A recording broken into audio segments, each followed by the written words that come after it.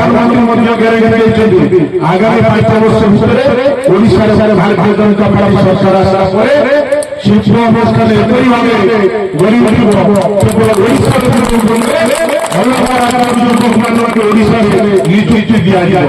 आज भारतीय जनता पार्टी तरफ आम चंडिका ग्राम पंचायत एक कर्मी सम्मेलन आयोजन करा एथिरे हजार ऊर्ध्व लोक स्वतःपूत भाव ए कर्मी सम्मेलन में योगदान करी सफल करिसेंती।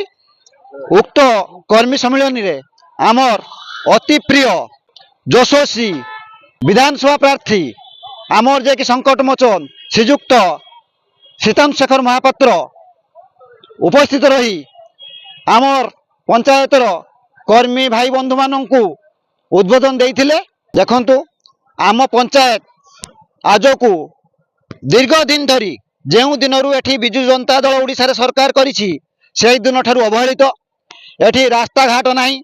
आमे क्षीरसाई ग्रामवासी से माने गाँ रु बाहरी पारुना वर्षा दिन रे एठी जलसेचन सुविधा नाही। एठी जो पानी पंप बसा जाइछि वर्षा योजना रे तार कौन गोटे घर को मध्य सुरुखुर रे पानी पहुंची पारु नाही। एवं प्रधानमंत्री आवास योजना रे जो माने प्रकृत हिताधिकारी से माने पाउ नांती जो मानकर 2 तला 3 तला बिल्डिंग से मानक नाम रे प्रधानमंत्री आवास योजना आनुछंती।